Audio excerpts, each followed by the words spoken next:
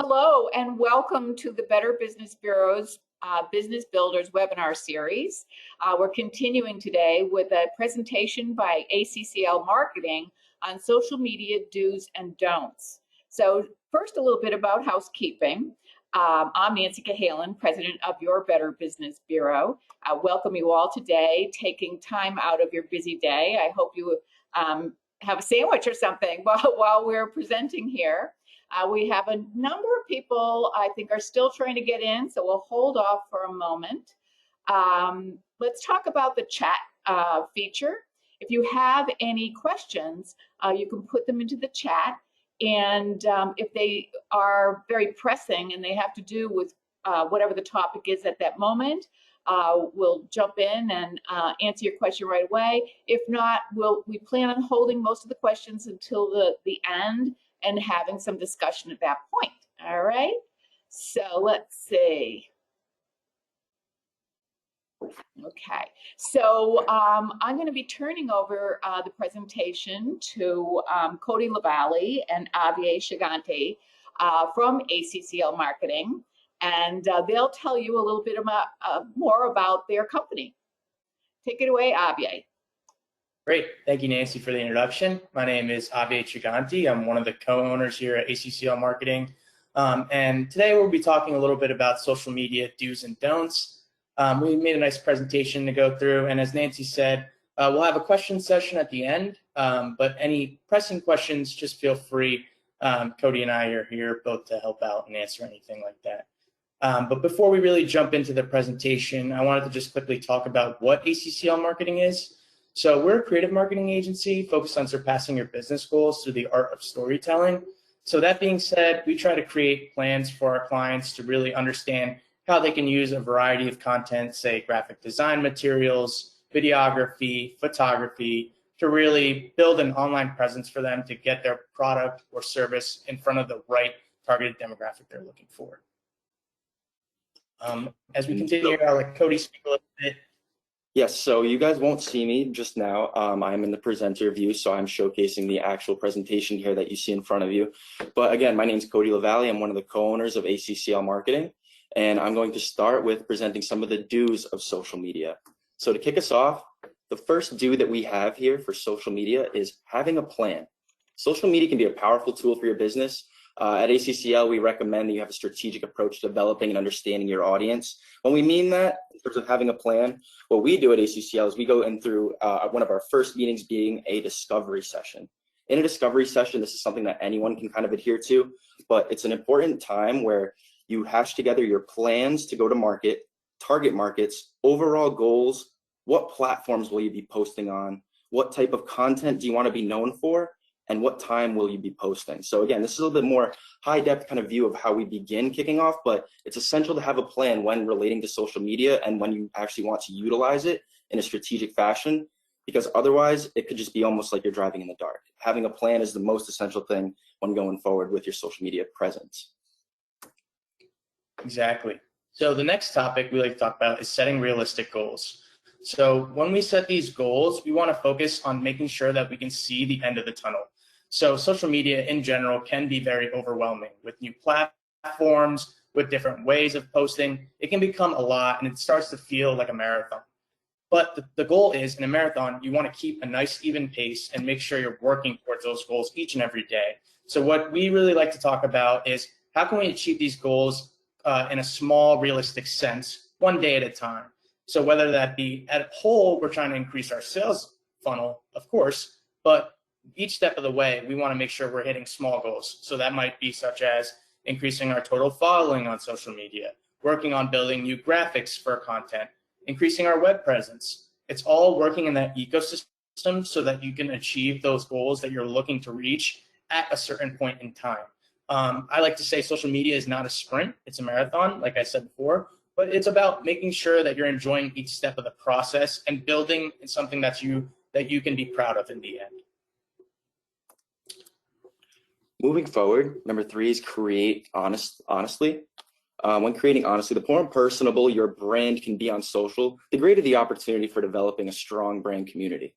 When we say developing a strong brand community, it's all about attracting like-minded individuals to your accounts. So what you want to do again is we're looking to create like-minded consumers and also those that we could potentially partner with in terms of accounts to help build each other.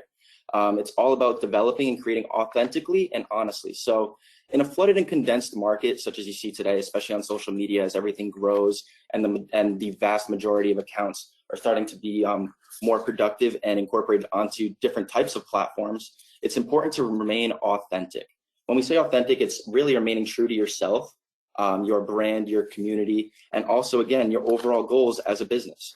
We don't want to stray far away in terms of developing, say, outgoing videos if that's not something that adheres to who you are and what your brand message really is at the end of the day. It's about creating those authentic pieces that people can still utilize and see as, hey, this is great information, or this is a great piece of entertainment. It's about entertaining and informing your audience, but doing so in an honest and creative way. This gives you the true freedom of being able to do something authentically. Great. Moving on, we want to talk about posting consistently. So it's about getting organized, but also developing a good schedule. So we recommend about 2 to 3 times on a weekly basis. So you're not really flooding the feed with a lot of your content, but you're still remaining relevant, and you can showcase to your audience that you're active, you're putting out new content. It's something for them to relate to. Oftentimes when people get started, they might see an influx of content right away, and then that starts to fall out of line, or they miss something, or something happens. There's a lot of great social media tools out there that you can use for content management, such as HootSuite, for example. This makes it easy for you to, if you want to schedule something in advance, you can go ahead and put it right in there and take care of that scheduled post.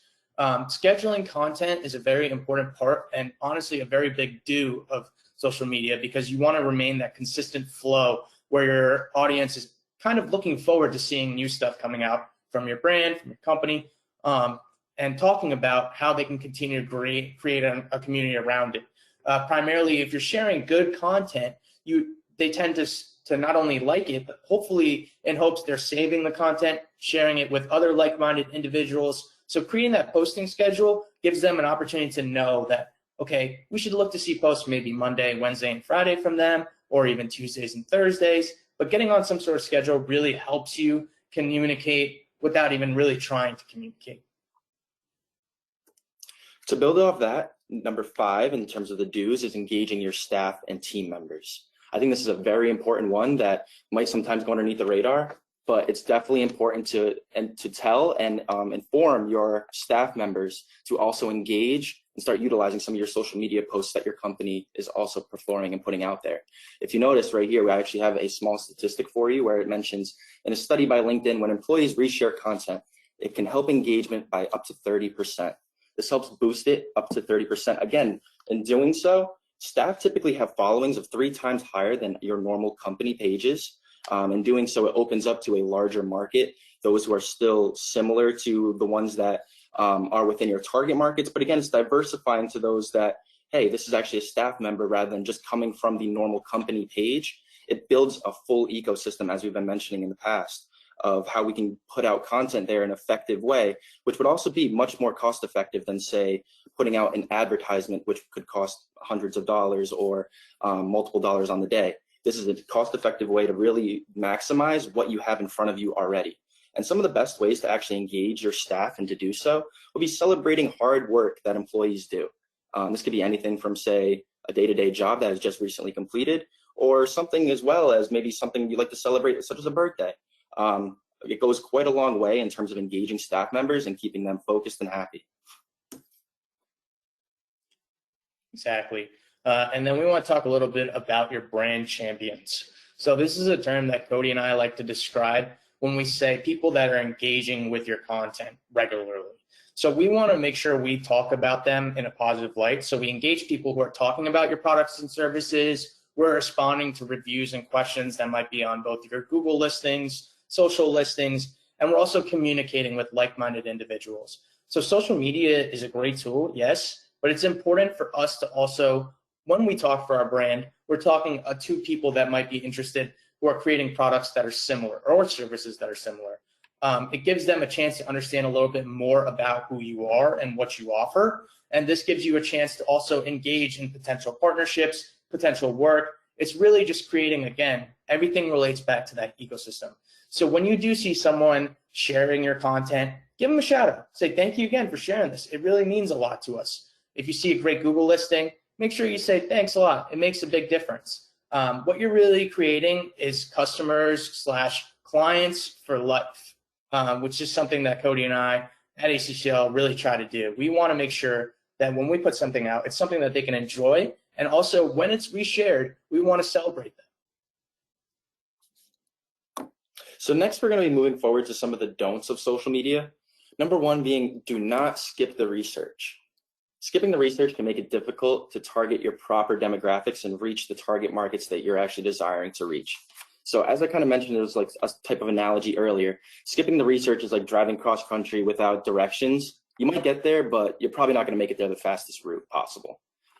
Basically, what we mentioned when don't skipping the research, it eliminates the growth period, and you start becoming effective much sooner in terms of your social media posting.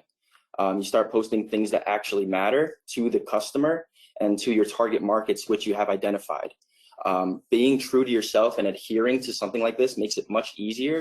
And once you have it written out and actually guidelines set in stone in front of you, it makes it easier for anyone on your team who may be picking up social media, for example, whether it's the HR rep or yourselves as maybe CEOs, to be able to get through to the actual audience that you're looking to resonate with.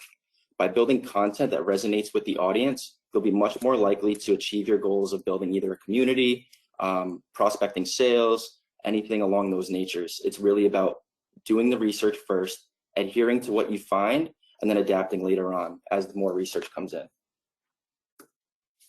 Exactly. So then we want to talk a little bit about jumping on trends. So a lot of social media people will tell you that trends are an important part. And yes, we do believe trends are very important, but we want to remain on the course that we create. So if it's a plan that you've organized, it's really important to stay the course. And if a trend comes into that course that tends to fall in line with what you're already talking about, there's room for creativity there. But if it doesn't fall in line with what you're currently creating or your current plan, it's not exactly the best just to stray and jump on every trend that's happening. We want to showcase authenticity on social media. And one way of showing that is showing the consistent message that you're putting out consistently. So if we're talking about a certain topic, we want to keep that going for a while. As you see trends come, there might be chances for you to get involved, but it's not something that you have to do every time. Exactly. I think that's a great point too that you mentioned there right at the end, Javier, that it is nice to hop on trends occasionally, but you don't necessarily need to hit on every single one. You need to pick and choose and be strategic about some of these things. And that moves us forward into being cautious of your comments. So what you say online is there to stay. Let's just kind of leave it at that. Anything that you do put out there is going to be there forever. As you may notice, people kind of as well get kind of bit in the butt for some of the things that they may say online. So it's very important to adhere to certain guidelines that you set and keeping them for appropriate interactions. Again, setting guidelines and writing some of these things down would make it much easier for anyone that would then pick up your social media accounts in the future. Again, maybe that could be an intern or anyone else that would be in your organizations. It's completely important as well to identify what voice or persona you may use when utilizing your comments. So in terms of this, what voice or persona you use, it could be anything from, say, an educational standpoint to maybe a more comedic approach. But again, it's more about identifying it and being cautious in terms of your timing and how you utilize some of those facets. Yep, and just quickly going back as we talk about here, one of the points we mentioned was engaging your staff members. So as Cody said, writing those goals down or some of those voice tips is really important when you do engage those staff members. You want to make sure they understand the guidelines you're following and make sure they're able to follow the standards you uphold as well. So the next thing we want to talk about is not being afraid to try something new. This is a quote from Seth Godin, who's considered to be one of the greatest marketers of all time. And he said, if failure is not an option, neither is success. So like we said, jumping on every trend is not necessarily the best option, but it's also important to adapt according to what your audience is talking about. So if you start to notice things online or people are asking for certain items in your comments or other items like that, it's a good idea to think about how you can bring that information up to the front or showcase it with them. being able to try new different styles, even whether it be graphics or videos or even different infographics or photography material, it's great to think about these things and how you can adapt each step of the way to showcase to your community that you're working harder to get the information to them. Again, we want to stay in the realm of our overall goals, but how can we create different opportunities to engage better? Next, moving forward is don't ignore analytics. So follow the numbers. Again, analytics about your page can be a massive difference when helping you decide what types of content to post on your social media. Analytics help you identify trends within your audience, such as peak posting times, paid ad success, follower growth, and possibly even some of your top posts.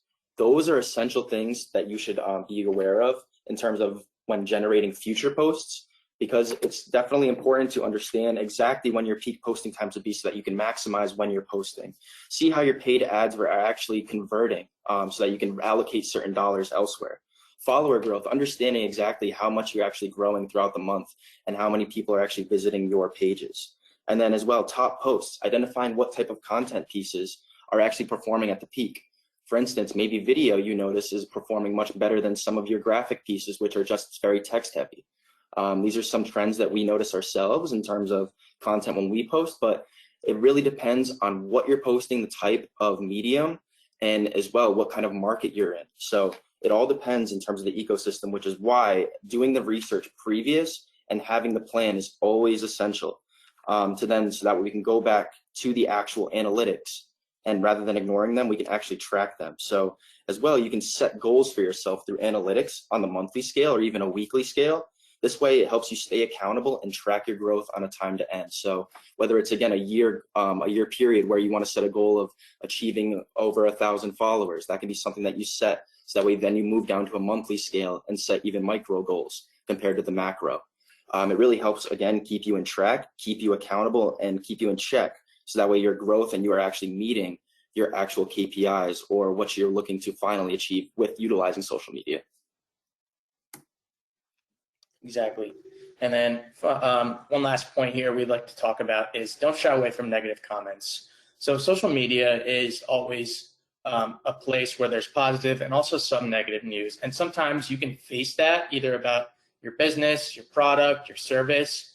The best way to approach this is to create a plan to handle these kind of situations. Ideally, we want to be able to solve their problem if it's something that we can find a solution for, but it's also, we want to make sure that we are doing something that can help them in that situation. Oftentimes, people might have negative comments just based on the fact is they're unhappy about a service. So if we can create an era of conversation with them through private message, or if it's something that we can genuinely help, let's try and work on that. I think it's an area that a lot of companies or a lot of organizations might feel that it's scary to approach, but you can always turn a negative situation with some effort, if possible, to a better one. There's always, some spam accounts that might just say things that about your company that are 100% not true, which could be, where social media does have the block and report features you can use. But if it's an honest person with an honest problem, it's always good to try and hear them out and see if you can provide some sort of solution for them. Great. Exactly. And before I leave you here, this is the conclusion of our slideshow, but I do have some notes that I would like you guys just to take away, some keynotes. Again, I really do think that it is essential when utilizing social media that we remain authentic and true to ourselves. Don't be afraid to be yourself on social media. I really do find that social media, when utilized properly and effectively, it comes in a natural aspect. It's not trying to be somebody that you're not or form yourself into something that, again, is just outside of your wheelhouse. It's adhering to your strengths and playing to who you are. Even if you haven't started social media, for example, whether it's for your own selves or for your company, social media is a massive tool that I do not think anyone should be afraid to utilize, especially in today's market, as everything is mainly gone virtual. I believe social media is definitely here to stay, as we've seen, and I think it's definitely just growing as well. Social media is also about putting your best foot forward. So as we mentioned, in terms of some of the content pieces that people generate, from graphics to info style graphics, photography, videography, as well as anything along the lines of blogs, it's about putting your best foot forward and making sure the information is present so that you can be there for the consumer or for your community. And lastly, I like to say again, managing social media, it can be hard. It can definitely be tough, but never give up. Have a plan, stick to it. Make sure that you as well make anything as simple as possible in terms of writing it out, so that way people can follow along with you. But social media, like Avia mentioned, it's not a sprint, it's a marathon. I wouldn't necessarily worry about the follower count too much, so much as you are striving towards goals each and every day. As long as you are putting your best foot forward, eventually you will reach that light at the end of the tunnel. It's a marathon, not just a sprint. Yep. And then I'll just wrap up here, just talking quickly. Social media is challenging, and it can be tough, but we are here to help, and you can learn more about what we do by following us on social media. I've included our hashtag and handles for our accounts, but we also have our website at acclmarketing.com. So I appreciate it today, and now we'll just open up the floor for any sort of questions that you might have had during our presentation today. Well, we do have a couple of questions here. Avia, I think your camera is off as well. So we have a couple of questions. Allison has two questions. Her first one, when you talked about Google listings, did you mean the Google reviews? And that's how I interpreted that. Is that what you guys meant? Yep. Yeah, so primarily Google reviews tend to be open for anyone who has a Google account. So we encourage people to let companies offer the opportunity, when you have a service there, tell them to leave a Google review. We think it's good because it'll naturally help your SEO score. But if it's something, if they leave something that's a negative comment, we want to see if it's possible to engage in some sort of conversation with them to help them solve their problem. Again, like I said during the presentation, if it's blatantly wrong or not really where you want it to be, you have the feature in Google to actually remove the comments, so you can have that done too if it's 100% false. But again, social media, online world is about conversation, like I like to think. So if you can engage in some healthy conversation with them to try and clear up the air, it could be a great way to help you. Okay. So Allison's second question. Now that the presentation is over, the answer to your question is here, Allison. But she wondered if you have some real life examples of do's and don'ts. So can you think of some real life social media do's and don'ts that you've observed over your career? Yeah, just 1 second. Cody, if you're thinking about that, and we can talk about Laura's question while you think about these real life examples. Laura was wondering about management tools, and she says, are there any management tools that allow you to get notifications via email? We're struggling to find something where we can manage Facebook via PC instead of on the phone, and we're looking to have a group email set up whereas multiple people would manage this. And I believe that's entirely possible. So you guys have any recommendations? Yeah, I would look into HootSuite, Cody. I would agree with that, right? HootSuite should have some abilities there where you can schedule right from your desktop, and then in your preferences, you can have its settings saying notifications, you'll get an email, different elements. HootSuite is pretty great with that feature because for example, if the account gets disconnected, you'll get an email. If you say you want settings on notifications, such as if someone leaves a comment, retweets, likes, you can see all that right from your dashboard on your HootSuite profile. You can also have it set to send you email notifications, even if you would like text message or any message more for email related stuff. But it does have those features as well that you can use. Yeah, I believe that would definitely be the route that you're looking to go if you're trying to make it more of a team effort and kind of keep everything centralized. I think that was definitely the right answer there. Perfect. And I think, I'm not sure about the features you have described, but I do think that HootSuite is available at no charge. Right. And so I'm not sure if any of the things, everybody has an upgrade available, yeah. But I think what you're talking about comes with the standard HootSuite. So Laura, I would give that a try. Yeah, just quickly on that, HootSuite is probably one of I personally think the best free tools. They have abilities for more subscription packages, like you said, Nancy, but those tend to be when you're managing multiple accounts, upwards to 12 to 15 at a time. That's when you would need something like that, where you have a paid account. but the tool is really useful in a sense if you're managing your own personal social or even your business to get an insight on how you're doing, how your content's doing, get an overview overall on the month basis. It's a nice tool to use for sure. Okay, so let's revisit Allison's question about real life examples of do's and don'ts. Anything you've observed that comes to mind? Definitely. I've had some experiences with some past work that we've done where images were posted to a client's website, and they were asking how we could reuse these images, but they were providing us, say, screenshots of the images from the website. In the best sense, they tend to be pixelated. On social media, that never turns out to be the best. You would like to have either, high-res JPEGs, stock imagery even over that. So we've had to have that conversation process before where it's just saying, this isn't going to perform well just because of the quality of the image that we're going to use here. So that's one of the don'ts as well, that, the quality of your content is very important. So if you don't necessarily have a lot of imagery or videography or even infographics, it's not necessarily the biggest issue.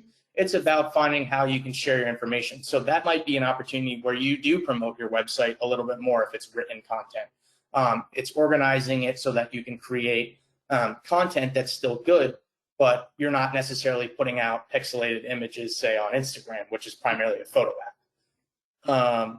That would be my example. I don't know if Cody, you had one as well. I think I should talk a little bit about what Avier said, and I think that having a good quality graphics is important, but make sure you have permission to use the graphics. So don't do a Google search and come up with a wonderful graphic and use it because it may be very costly in the long run. Right. Make sure you have permission to use the graphics that you put up in your social media. That's definitely 100% true as well. You want to make sure you're following the guidelines. A lot of companies that might share on social media, if you enjoy something they post, it's an opportunity for conversation. You could reach out to them and say, I really love this and it correlates with my message. Would it be okay for me to share this as well? I would never recommend sharing something without, if there's a question, there's always usually someone you can ask that's related to. So I would tend to ask first before just jumping on something. But again, if you can create, obviously create first. And then if it's not possible, look to ask and find out the details before you jump ahead and go do something. That could lead to problems in the future. Mm-hmm. Definitely. And I think to go along those lines, as you mentioned, problems, I actually had two real world examples of which I could think of that were actually posted pretty recently. And I had seen them on Twitter myself. But one being from the Raiders and one being from Burger King. The Raiders had actually, the football team, had actually posted something regarding along the lines of the George Floyd case. And then Burger King was actually posting something along the lines of International Women's Day. And with those two posts in particular, they actually did go viral, but I would say for the wrong reasons in terms of the content and text that they were utilizing. And this is where I would say kind of one of our tips in terms of be cautious of your comments and what you post really comes into play. So although these were definitely trending topics at the time, I think the context and how they approached them and in terms of the comments that they left were not necessarily the most appropriate to kind of be present there. And it just goes to show how larger companies, although that they may have sort of guidelines set in stone, can still make these mistakes again, maybe just by not taking the most amount of time to actually do some research or again, just become more acquainted with the situation at hand. Okay, so we have another question here. This one's from Jeremy. And Jeremy asks, do you recommend posting to local town Facebook groups? And at what frequency? Should you just share your page's content or create a group specific post? So he's got a couple of questions in here regarding getting your message out on local town Facebook groups. Yes, so I'll kind of kick that off, Avia, and if you want, you can kind of hop in. To start, I think it's definitely essential and great to utilize Facebook groups as an avenue to get your messaging out there. Again, it's an extra free feature that you can utilize from Facebook that just, again, gives you an extra avenue for getting your message out to maybe a different audience that wouldn't normally see some of your things, especially if they're not currently following you, but they tend to follow the town page. In terms of frequency and messaging there, I would again just try and read, say, kind of how the page is laid out and the structure of it, because sometimes on certain pages they kind of negate or shy away from the use of, say, advertising on those pages. If they allow it and they actually have like a structure for you to go forward with that type of stuff, or you're noticing other people as well or other companies posting in that manner, it definitely could be good to utilize that. But I would say a certain frequency in terms of doing it. You don't want to overflood it. You don't want to overdo it, but it's a matter of in terms of setting up a campaign specifically to how you want to get your messaging across. So again, it comes down to having a plan. I would say that roughly at least a couple times a month within a town page, such as that you mentioned quickly, would be good. But again, it's just a matter of what the services that you're offering, frequency and timing of it all. For instance, if maybe it's snow removal, we're not necessarily going to be flooding the page right now, but it's again how we go about that strategy. Yeah. Anything to add there? Off that, I think Cody made some excellent points there. And I'd just like to harp on the fact that when you enter those kind of groups, it's important to introduce yourself, because oftentimes I see people posting in that group or a group about the services or the things that their business does, or just resharing stuff from their business profile. But there's no introduction and there's no opportunity for someone to relate because they don't know who's behind that post. So when we talk about those kind of things, it's good to create some sort of strategy. And like Cody said, 4 times a month, so once a week wouldn't be, I would say, would be reasonable in a sense. Start off with some sort of introduction. Hi, I run this business locally and I'm looking to help people if it's allowed in the group. And then sharing occasional posts. One of the cool features with Facebook is when you do reshare, you have the opportunity to add your own caption to it as well on top of what's already posted. So it's a good chance for you to add some information as well as to the background of that post or why you're sharing it within that group, how it relates. But I would very much recommend using that local group to showcase some of your business news, business information.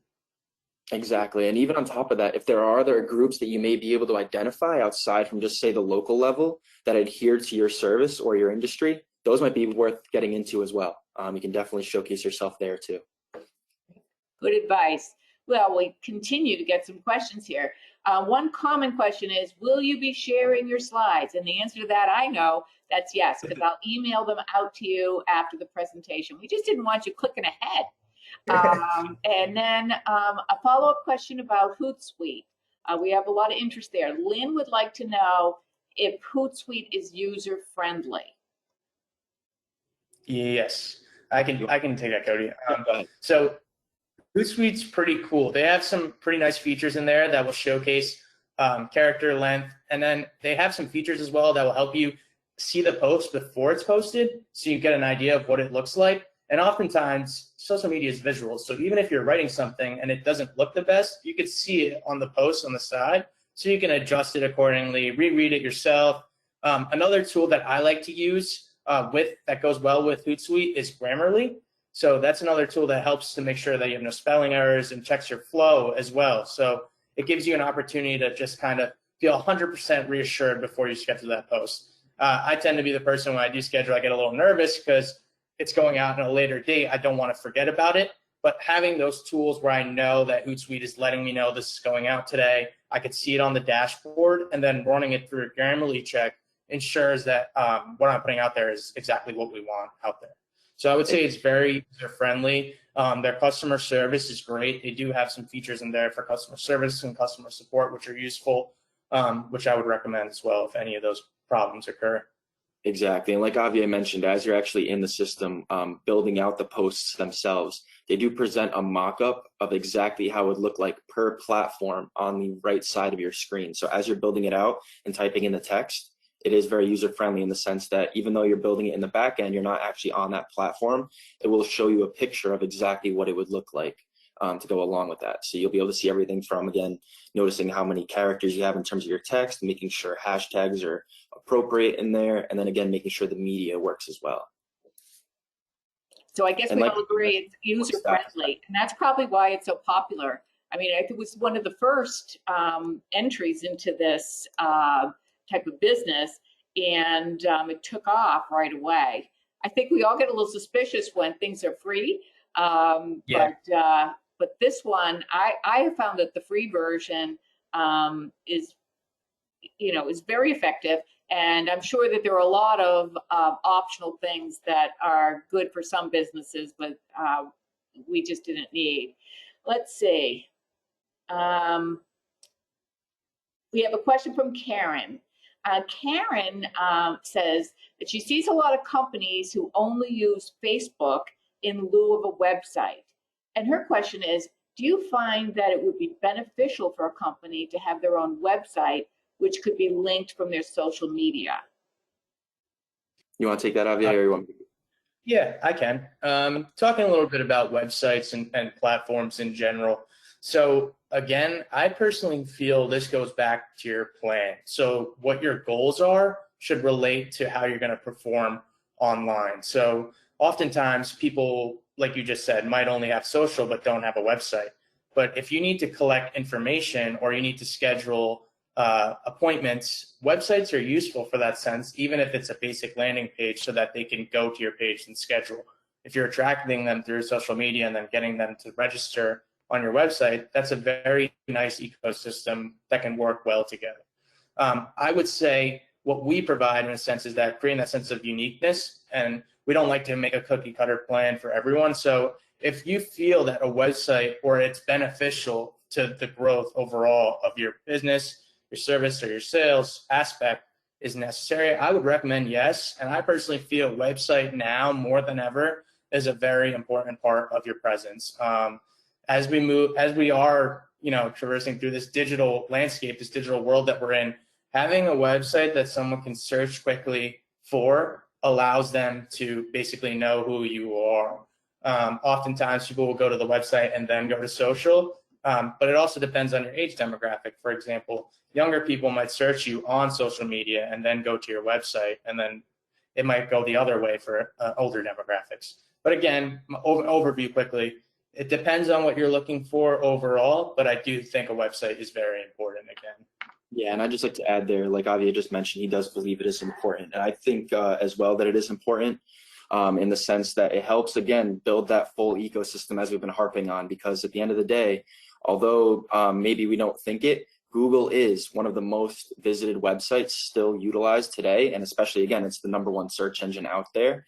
But as you type in anything onto Google, if you had your website popping up there in terms of the search, that's always going to be beneficial for you, because then you have people coming to your site. And as you improve things such as SEO, which is your search engine optimization, kind of another thing we can get into at another date.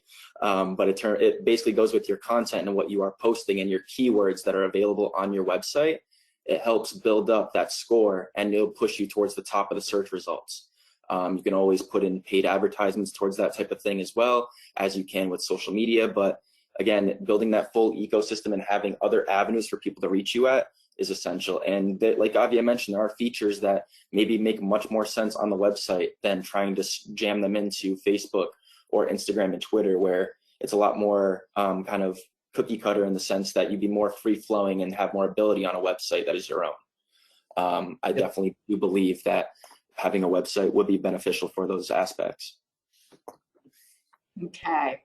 So, Karen, I think I've noticed people abandoning their websites in favor of Facebook as well, because that's kind of information that we capture for their business profile here with the Better Business Bureau. So I think part of it has to do with very small businesses. They had to pay someone to create their website, and then if they need to change something, they have to pay again. And Right. Whereas Facebook is so much easier for them to update and keep information fresh. So you may not be aware of this, but your business profile as an accredited business, your business profile with the Better Business Bureau is like a website, and does show up in Google search results on your company. So businesses that don't have a website, they do have their business profile through the Better Business Bureau that will show up when consumers are searching. We also have, for businesses that don't have a website, we do have the ability to provide like a very basic website for them accredited businesses only. So if anybody on the call today does not have a website and would like a very basic one, we'd be happy to provide that for you at no cost. That comes along with your accreditation dues. So let's see, one more question. We have another question from Allison, and she asks, are there different rules for nonprofits than for more commercial organizations? So we're a nonprofit, and you know, I don't see, I think you really have to kind of stick with your mission. Do you guys have any? Yeah, so I'll go ahead and answer that. So I think the question kind of comes down to a little bit more in terms of what you're looking to do on the social media platform. So for example, as we know, the political avenue is much kind of more different than it was in the past. So Facebook actually put in place certain things, say barring certain posts that had to deal with political anything, basically anything from propaganda to just political posts. So if you were utilizing content, posting pictures, or utilizing any type of text that related to a political aspect, they would definitely get screened and checked. I think along the lines in terms of looking at, say, nonprofits and things like that, it's much more looser, I would definitely imagine. But as it kind of pertains, I would say more or less to organization to organization. We have previously, myself and Javier, done work with the United Way of Central Massachusetts. They had their own type of set of rules themselves, but in terms of when we were posting and utilizing the platforms themselves, we didn't necessarily run into any barriers that kind of, say, suppressed us from doing anything that they were looking to accomplish. Again, it may come down to a basis by basis kind of aspect here, but in terms of any of those platforms kind of keeping you out or say, no, you can't advertise in this realm or this avenue, there are only maybe certain rules pertaining to nonprofits. Yeah. Yep, and I'd just like to quickly add, the only area where you would see a little bit different than other, say, regular commercial businesses is when you're looking to collect donations through social media. So you will have to go through an approval process through Facebook, which would be like someone in a CEO position or chief of marketing position would have to provide their license and like a certificate basically stating that they work for the nonprofit. After that's verified, you shouldn't have many problems. And like Cody said, as long as you're adhering to the guidelines that are in place for your nonprofit, social media is actually a very great tool for nonprofits to use. Mm-hmm. That's really comforting to hear, you know, yeah. That not just anybody can ask for donations. So right, exactly. That's a very big avenue there. Yeah, exactly. Canva really embraces nonprofits, and they have a number of different programs available for nonprofits that give them, kind of a break on some of the costs associated with Google AdWords and such. But they're pretty strict because they don't want the for-profit businesses to come and take advantage of them. So if you're a nonprofit, you could look into that. It is definitely something that a lot of them take advantage of. So one more question from Jeremy. Actually, it's not a question. Jeremy's helping out here. Just a tip for those local businesses as they do graphic work and posts. Canva.com is a fantastic, this is not an ad, this is Jeremy's point of view, fantastic graphic and image post creation tool. It also has basic Facebook scheduling abilities. So I know Canva is very widely used. It's another one where there's a free aspect and a paid for aspect. For some reason, every time I picked an image, it was the paid for image. But Jeremy, thank you for sharing that. Any thoughts about that? Yeah, Canva's definitely sorry, Avi, to step on your toes. Canva's definitely a great tool that we utilize. Basically, in terms of any type of graphics out there that you want to put out, if you are just like, say, a one-man team, you can definitely get that done. So I would definitely say Canva, as you're building and looking to grow as a small business, it's a great avenue and aspect to utilize. And then as you're looking to, again, push and develop, say, more custom types of content, because it does come down to sort of a template at the end of the day. you're looking to build more custom things that pertain to you and adhere to a certain style or brand booklet that you've created already, that's when you would maybe get in contact with, say, an actual graphic designer and things like that. But at the end of the day, again, if it's just a one-man show or you're just starting out, Canva is definitely a great tool to just get you off the ground and get you running. Yeah, there's a lot of great features as well. I think it's a very useful tool, and it's easy to navigate, and the user interface is pretty easy as well. Like Cody said, for basic informational pieces, it makes it very nice and neat for you to showcase information. But there is benefits to Canva as there are benefits to hiring a graphic designer or, say, a design firm. But again, as you're getting started, it's a great tool to use to get good, clean content created and posted.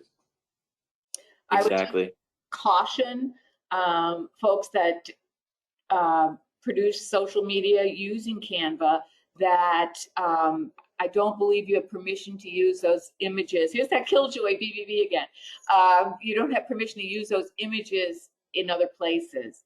So I think you just have their permission to use them for their intended purpose in social media. Like you can't start making T-shirts or whatever out of them. Exactly. You must use it in that aspect, and then as well on top of that, you want to make sure that any type of imagery that you do bring into Canva, say if it's a photo or another graphic elsewhere that you're trying to implement into that template, that again, it is already paid for and that you have full complete access to it. Otherwise you'll run into issues there. So there are definitely things you should avoid when utilizing Canva. Again, it's just a matter of using it to the best of your ability and understanding exactly what is free and what, again, may cost you something at the end of the day. So if you do run into any questions like that, it might be best to consult an actual firm.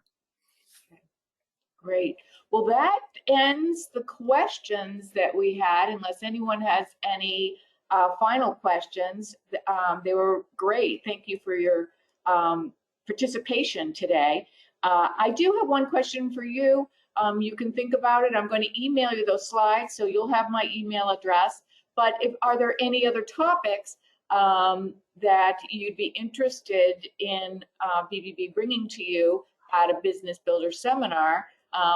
Is there something that you think be great to drill down for ACCL, maybe to drill down into their presentation and present on a different topic? We'd love to get your feedback on that. And Javier and Cody, anything else in closing? No, that would be it. Thank you again for the time today, everyone. We really do appreciate the opportunity to present, and we hope you guys learned something about social media that you might not have known before. And again, any sort of questions or any sort of further details, just feel free. Our information is here in the slideshow. You can reach out to us. We're more than happy to help. Thank you again. And lastly, please follow us on social media. We'll give you a follow back. Thank you, Javier and Cody, and thank you to all of our attendees today. Hope to see you again real soon.